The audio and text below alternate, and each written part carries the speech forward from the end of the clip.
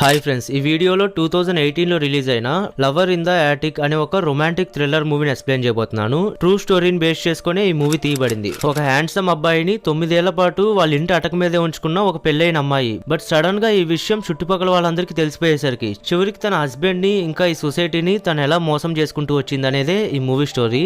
Movie 1913 year లో run అవుతూ ఉండిద్ది. డాలీ అనే ఈ అందమైన అమ్మాయి కేవలం రిచ్ లైఫ్ ని లీడ్ చేయాలనే ఉద్దేశంతో బాగా డబ్బున్న ఒక బిజినెస్ మ్యాన్ చూసుకుని పెళ్లి చేసుకునిద్ది. తన హస్బెండ్ పేరు ఫ్రెడ్. అతనికి ఒక క్లాతింగ్ ఫ్యాక్టరీ కూడా ఉండిద్ది. కేవలం ఫ్రెడ్ ని పెళ్లి చేసుకోవడం వల్లే డాలీకి సొసైటీలో డబ్బు హోదా అన్ని దొరుకుతాయి గానీ బట్ తను హ్యాపీగా అయితే ఉండలేకపోతుంది. ఎందుకంటే డబ్బున్న వ్యక్తిని అయితే చేసుకోగలిగింది గానీ బట్ వీళ్ళ మధ్య ఫిజికల్ రిలేషన్షిప్ అంతేం ఉండదు. పైగా డాలీకి యాక్ట్రెస్ అవ్వాలని కోరిక, కానీ తన హస్బెండ్ దానికి కూడా సపోర్ట్ చేయకుండా ఎప్పుడూ తినని చిన్న చూపు చూస్తూ ఉంటాడు. అందుకని తన ఇంట్లోనే మోడల్ డ్రెస్సెస్ అవి కుడుతూ అవి ఎలా ఉన్నాయని తన హస్బెండ్ అడిగితే కానీ ఫ్రెడ్ తను ఇగ్నోర్ చేసేసి ఆఫీస్కి వెళ్ళిపోతాడు. ఇక నెక్స్ట్ సీన్ లో డాలీ తన హస్బెండ్ ఫ్యాక్టరీలో ఉండిద్ది. అది కూడా క్లాతింగ్ ఫ్యాక్టరీయే కాబట్టి తను తయారు చేసిన డిజైన్స్ ని అక్కడ వర్కర్స్ కి చూపిస్తూ ఉన్న సమయంలో సరిగ్గా అప్పుడే ఓటో అనే ఒక రిపేర్ మ్యాన్ అక్కడికి వచ్చి అక్కడ పాడైపోయిన మిషన్ ని రిపేర్ చేస్తూ ఉంటాడు.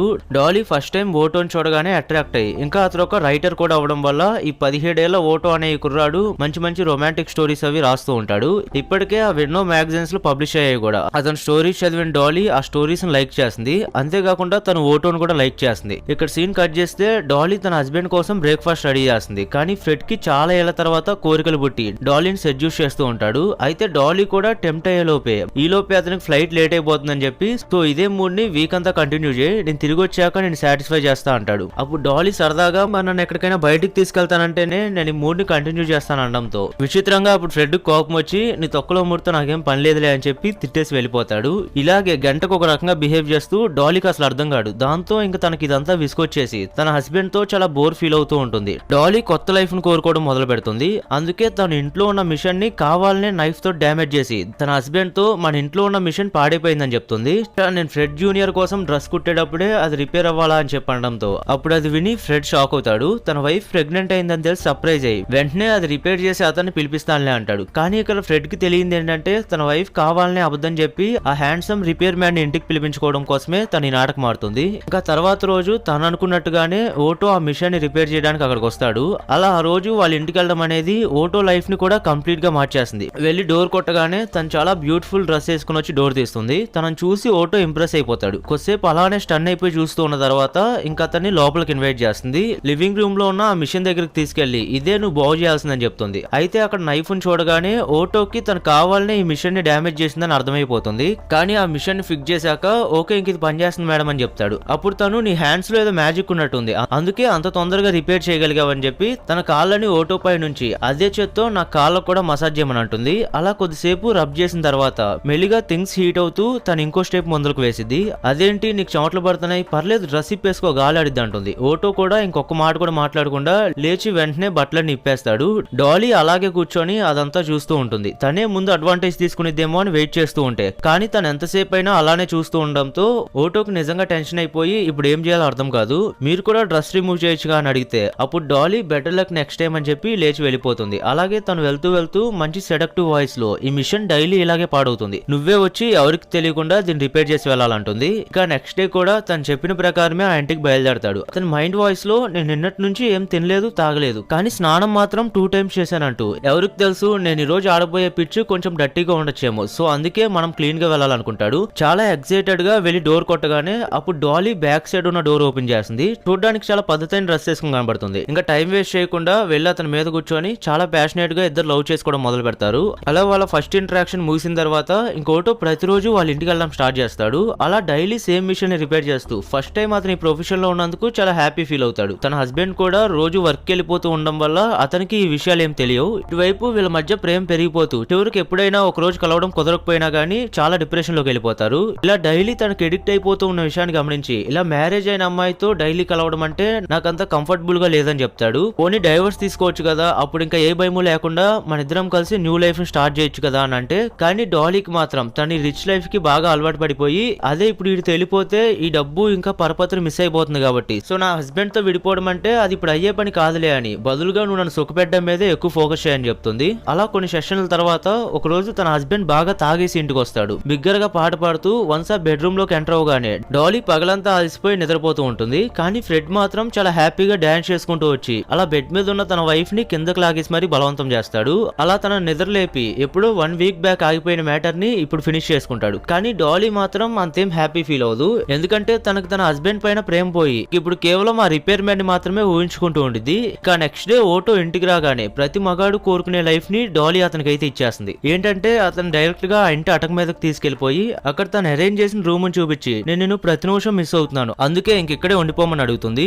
ముందల ఓటోకేం అర్థం కాదు. డాలీ మనం ఇక్కడ కలుసుకోవడమే సేఫ్ అని చెప్పి ఇక్కడైతే నువ్వు కూడా ఏ టెన్షన్స్ లేకుండా హ్యాపీగా నీ కథలు రాసుకోవచ్చు, అలాగే నాకు సీక్రెట్ లవర్ గా కూడా ఉండొచ్చు అని అంటుంది. కానీ ఓటో మాత్రం మనం ఇక్కడ కలుసుకున్నాం కానీ నేనెందుకు ఇక్కడే ఉండిపోవడం అని అడుగుతాడు. అప్పుడు డాలీ లేదు నువ్వు ఇక్కడే ఉండాలని చెప్పి ఆల్రెడీ పక్కన నైబర్స్ నువ్వు వచ్చి వెళ్తూ ఉండడం గమనించి అతను ఎవరని అడుగుతున్నారు. అదే నువ్వు గనక ఇక్కడే ఉండిపోతే ఇంక మన మీద ఎవరికి డౌట్ రాదని, అలాగే మనకి ఎప్పుడు కావాలంటే అప్పుడు కలుసుకోవచ్చు అని చెప్తుంది. అయినా నువ్వు అసలు బయటికి వెళ్ళాల్సిన పనేముంది, నీ అవసరాలన్నీ తీర్చడానికి నేనున్నాను, సో నువ్వు ఎంచగ్గా కథలు రాసుకుంటూ నాతో ఎంజాయ్ చేయి, మిగతాదంతా నేను చూసుకుంటా అంటుంది. అయినా గానీ ఓటో ఆలోచిస్తూ ఉండడంతో అప్పుడు డాలీ తన డ్రెస్ తీసేయంగానే అతను కూడా ఇంక ఓవర్ థింకింగ్ చేయడం ఆపేసి వెంటనే అక్కడ ఉండడానికి ఒప్పేసుకుంటాడు. ఫైనల్ గా అక్కడ వాళ్ళిద్దరూ బోనీ చేశాక సరే నువ్వు ఇక్కడ ఉండడానికి కొన్ని రూల్స్ ఫాలో అవ్వాలని, అవేంటంటే నైట్ టైం అసలు సౌండ్ చేయకూడదు, అలాగే ఆ కిటికీలోంచి ఎప్పుడు బయటికి చూడకూడదు, ఎందుకంటే ఈ ప్రపంచం దృష్టిలో ఇంక నువ్వు ఉన్నా లేనట్టే అని క్లారిటీ ఇస్తుంది. ఆ నైట్ అవ్వగానే కింద ఫ్రెడ్ తన వైఫ్ తో ఇంటిమేట్ అవుతూ ఉంటాడు. డాలీ కూడా ఈసారి ఫేస్ హ్యాపీగా పెడుతూ దాన్ని ఎంజాయ్ చేస్తున్నట్టు నటిస్తుంది. ఒక పక్క ఓటోకి కింద వీళ్ళు చేసే శబ్దాలన్నీ వినపడుతూ ఉండేసరికి చాలా చిరాకు వచ్చేస్తూ ఉంటుంది.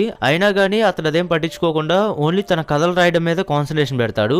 ఒక రోజు డాలీ కేక్ పట్టుకుని పైకి వచ్చి ఓటో 21st బర్త్డే సెలబ్రేట్ చేస్తుంది.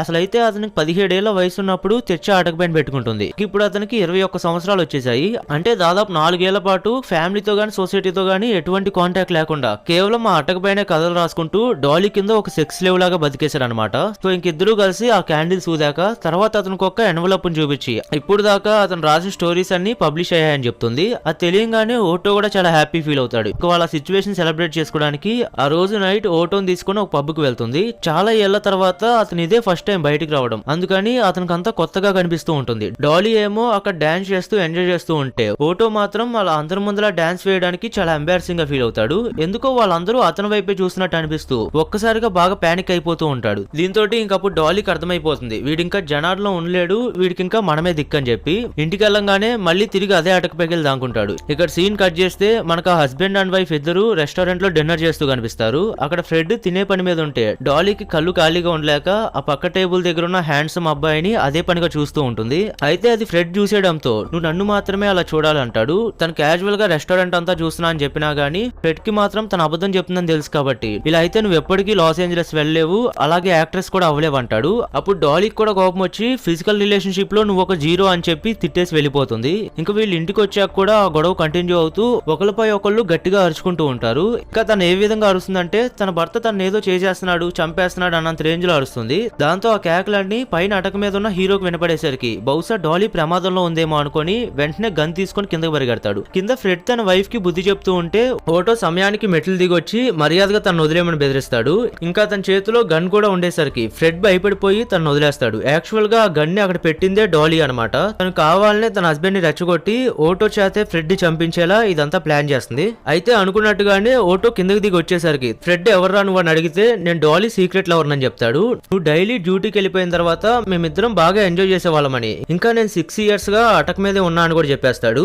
అదంతా విన్న ఫ్రెడ్ కి కోపం వచ్చి వెళ్ళి అతనితో ఫైట్ చేస్తూ ఉంటే అప్పుడు అనుకోకుండా ఆ గన్ ఫైర్ అయి ఫ్రెడ్ అక్కడికక్కడే చనిపోతాడు. దాంతో ఇంకోటో వెంటనే ఒక ఉపాయం ఆలోచించి దీన్ని ఒక దొంగతనం లాగా చిత్రీకరిద్దాం అనుకుని డాలీ చంప మీద ఒకటి బీగుతాడు. తన మెడలో ఉన్న నెక్లెస్ ని తీసుకొని తన ఒక రూమ్ లో లాక్ చేసేసి కరెక్ట్గా 10 కౌంట్ చేయడం అయిపోగానే గట్టిగా అరు. చివరికి పోలీసులు వచ్చేదాకా కూడా నువ్వు అరవడం ఆపద్దని చెప్తాడు. ఇవన్నీ మనోడు క్రైమ్ స్టోరీస్ రాయడం వల్ల వచ్చిన తెలివితేటలు అనమాట. తర్వాత పోలీసులు వచ్చి డోర్ ఓపెన్ చేసి చూస్తే డాలీ రూమ్ లోంచి బయటకు వస్తుంది. ఇలా ఒక దొంగ నా గొలుసు లాక్కెళ్ళిపోయాడని, చివరికి అడ్డొచ్చిన నా హస్బెండ్ ని కూడా కాల్చి చంపేశాడని చెప్పడంతో అప్పుడు పోలీసులు అక్కడంతా ఇన్వెస్టిగేషన్ చేశాక వాళ్ళకి డాలీ పైనే కొంచెం అనుమానంగా ఉంటుంది. బట్ తనకి అగేన్స్ట్ గా సాక్ష్యాలు ఏం దొరకపోయేసరికి ఇంకా సైలెంట్ గా అక్కడ నుంచి వెళ్ళిపోతారు. అది గమనించిన డాలీ ఇంకా ఫ్యూచర్ లో కూడా తనకి ఎటువంటి ప్రాబ్లం రాకూడదని చెప్పి తన హస్బెండ్ ఫ్రెండ్ అయిన ఒక లాయర్ ని సెట్ చేసుకొని ఆ లాయర్ కి కూడా సేమ్ స్టోరీ చెప్పి మీరే నన్ను ఎలాగైనా ఈ కేసు నుండి కాపాడాలని అడుగుతుంది. అందుకోసం ఆ లాయర్ ని కూడా ప్రేమిస్తున్నట్టు నటిస్తూ చివరికి అతనితో కూడా ఇంటిమేట్ అవుతుంది. అయితే అదంతా ఓటో చూసేయడంతో సౌండ్ చేయకుండా ఇక్కడ నుండి వెళ్ళిపోమని సైకిల్ చేస్తుంది. దాంతో ఇంక ఓటో కూడా అలానే వెళ్ళిపోయిన తర్వాత ఇదివరకు తన హస్బెండ్ ని కాల్చి చంపిన గన్ తీసుకొని వచ్చి ఇది నేను నా సేఫ్టీ కోసం తెచ్చుకున్నాను, బట్ ఇప్పుడు నా సేఫ్టీ చూసుకోవడానికి నువ్వు ఉన్నావుగా, సో సో ఇంకా నాకు దీంతో పని లేదులే అని చెప్తుంది. దీన్ని ఎక్కడైనా అమ్మేసుకోమని ఇస్తుంది. ఇక నెక్స్ట్ డే నుంచే తన హస్బెండ్ డాస్ ని ఎంజాయ్ చేయడం మొదలు పెడుతూ తన పప్పీని అదే ఓటోని తీసుకొని డైరెక్ట్ గా లాస్ ఏంజలస్ షిఫ్ట్ అయిపోతుంది. యాక్ట్రెస్ అవ్వాలనుకున్న తన డ్రీమ్ అచీవ్ చేసుకోవడానికి హాలీవుడ్ లోకి అడుగు పెడుతుంది. అయితే తను చేసిన తప్పులు మాత్రం తను వెంబడిస్తూ ఉంటాయి. ఎందుకంటే ఆ లాయర్ వీళ్ళ ఇంటికి వెళ్ళినప్పుడు బయట హౌస్ ఫర్ సేల్ అని బోర్డు కనిపించేసరికి దాంతో ఇంకా డాలీ అతను యూజ్ చేసుకుందని అర్థమై కోపం వచ్చి తను ఇచ్చిన గన్ తీసుకుని వెళ్లి పోలీసులకు అప్పచెప్పేస్తాడు. ఇది నాకు డాలీ అమ్మేసుకోమని ఇచ్చిందని, కానీ నాకెందుకో తనే ఈ గన్ తో ఫ్రెడ్ ని చంపేసిందేమోనని అనుమానంగా ఉందని అంటాడు. ఇటువైపు డాలీ ఫేమస్ డైరెక్టర్లతో పరిచయం పెంచుకొని వాళ్ళు ఇచ్చే పార్టీలో కూడా అటెండ్ అవుతూ ఉంటుంది. తను ఓటోను కూడా అక్కడ తీసుకెళ్ళినా గానీ బట్ అతను అక్కడ డ్రింక్స్ సర్వ్ చేయడానికి పెట్టేసరికి ఓటోకి బాగా కోపం వస్తూ ఉంటుంది. అతనికి ఇంకా కోపం తెప్పించే విషయం ఏంటంటే డాలీ అతని కళ్ళ ముందులే ఒక ఫేమస్ డైరెక్టర్ కి ప్రపోజ్ చేసి ఆయనతో బాగా క్లోజ్ గా మూవ్ అవుతూ ఉంటుంది. ఇంకా ఆయన ఒక లాయర్ కూడా అవడం వల్ల మనకు అన్ని విధాలా పనికొస్తారులే అనుకుంటుంది. అయితే ఒక రోజు తనకు పోలీసులు కాల్ చేసి మాకు మీరు పడేయమని ఇచ్చిన గన్ ఇప్పుడు మా దగ్గరే ఉందని మర్యాదగా వచ్చి మా ఇంట్రాగేషన్ కోఆపరేట్ చేస్తే బాగుండిద్దని చెప్తారు. అది తెలిసి ఓటో కంగారు అయిపోతూ వీళ్ళు చేసిన హత్య ఎక్కడ బయట పడిపోద్దేమోనని భయపడిపోతూ ఉంటే అప్పుడు డాలీ అతన్ని కూల్ చేస్తూ అసలు పోలీసులకి నువ్వు ఒకడు ఉన్నట్టు కూడా తెలియదు, సో నువ్వు ఈ ప్రపంచానికి తెలియనంత వరకు మనం దొరికే ఛాన్సే లేదులే అని అంటుంది. ఇంకా తర్వాత ఒక రోజు ఆ డైరెక్టర్ కూడా తనకి రింగిచ్చి ప్రపోజ్ చేసి వీళ్ళిద్దరూ అలా ఇంటిమేట్ అవుతూ ఉన్నప్పుడు అయితే ఓటోకి ఇంక ఇదంతా చూసి విసుకొచ్చేస్తూ ఉంటుంది. డాలీ ఇంకా తను ఫుల్ గా వాడేసుకుందని అర్థమై దాంతో ఒక నైఫ్ పట్టుకొని కిందకు వచ్చి చాలా కోపంగా వాళ్ళిద్దరు నాపమని అరుస్తాడు. అప్పుడు ఆ డైరెక్టర్ నువ్వు అసలు ఎవరని అడిగితే దానికి ఓటో సమాధానం చెప్పే లోపే డాలీ మధ్యలో ఇన్వాల్వ్ అయ్యి మా పిన్ని కొడుకులే అని చెప్పి కవర్ చేయడానికి ట్రై చేస్తుంది. అప్పుడు ఓటో మళ్ళీ తన బుద్ధి చూపిస్తున్నందుకు చంప మీద కొట్టి ఆ డైరెక్టర్ ని బలవంతంగా అక్కడ కూర్చోబెడతాడు. నేను ఆల్రెడీ మనుషులతో మాట్లాడి 9 సంవత్సరాలు అయిపోయింది, ఇప్పుడు నేను మాట్లాడతా నువ్వు వినని చెప్పి నేను డాలీకి సీక్రెట్ లవర్ నని ఆల్మోస్ట్ 9 ఇయర్స్ నుంచి తనను ఒక సెక్స్ లేవ్ లాగా వాడుకుందని చెప్తాడు. ఇప్పుడు నిన్ను కూడా అలానే యూజ్ చేసుకోబోతుంది అంతేగాని తనకు మన ఇద్దరి మీద లవ్ లేదని క్లారిటీ ఇస్తాడు. ఇంకా పాపం తన హస్బెండ్ చావుకు కూడా మేమిద్దరమే కారణం అని చెప్పేయడంతో దాంతో ఇంకా డైరెక్టర్ ఆ మాటలు విని అతను డాలీకి పెట్టిన రింగ్ తీసేసి నువ్వు నన్ను మ్యారేజ్ చేసుకోవాల్సిన అవసరం ఏం లేదులే అని చెప్పి వెళ్ళిపోతాడు.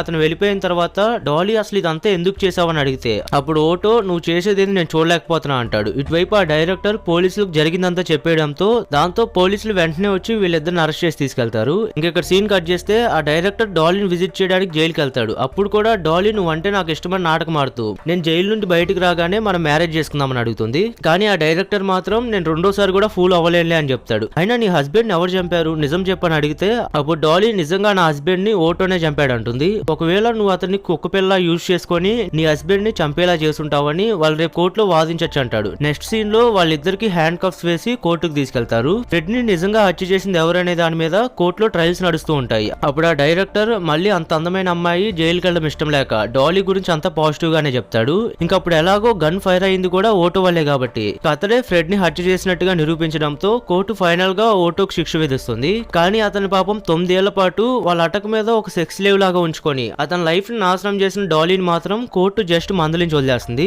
అయితే కొన్ని రోజులకి ఈ కేసు బాగా సెన్సేషన్ అవడంతో ఓటో మర్డర్ చేసినట్టు ప్రూఫ్స్ ఉన్నా కూడా పబ్లిక్ సపోర్ట్ మొత్తం ఓటో వైపే ఉంటుంది. ఎందుకంటే డాలీ అతన్ని బాగా వాడుకొని తెలివిగా అతని చేత ఈ మర్డర్ చేయించిందని పబ్లిక్ అంతా నమ్మడం వల్ల ఫైనల్ గా ఇంక అతన్ని కూడా కొన్నాళ్ళ తర్వాత రిలీజ్ చేస్తారు. కానీ అతను రిలీజ్ అయ్యి బయటకు వచ్చాక ఇంకెప్పుడు డాలీకి ఎదురవ్వకూడదని పూర్తిగా వేరే కంట్రీకి వెళ్ళిపోయి అక్కడ మళ్ళీ ఓటో న్యూ లైఫ్ ని స్టార్ట్ చేసుకుంటాడు. ఇటువైపు డాలీ ఏమో కొంచెం బ్రేక్ తీసుకొని 1931 లో తన మీద ఉన్న కేసులన్నీ ఎత్తేసాక ఇంకా అదే లాస్ ఏంజలస్ లో ఇంకో 25 సంవత్సరాలు బతికి చివరికి 1961లో తనైతే కన్ను మూసిద్ది. ఇక్కడతో వీళ్ళ స్టోరీ ఎండ్ అవుతుంది. సో ఈ వీడియోకి ఇంతే ఫ్రెండ్స్. ఈ మూవీ మీకు ఎలా అనిపించిందో కింద కామెంట్ చేయండి. అదే ఒకవేళ అక్కడ జెండర్స్ కనుక రివర్స్ అయ్యి ఒక అబ్బాయి ఇలా ఇన్ని సంవత్సరాల పాటు ఒక మైనర్ అమ్మాయిని సెక్స్ లేవ్ లాగా వాడుకుని ఉంటే అప్పుడు కూడా కోర్టు అతన్ని జస్ట్ మందలించి వదిలేసేదంటారా? దీని గురించి మీరేమనుకుంటున్నారో కింద కామెంట్ చేయండి. ఇంకో ఇంట్రెస్టింగ్ మూవీ స్టోరీతో మళ్ళీ నెక్స్ట్ వీడియోలో కలుసుకుందాం.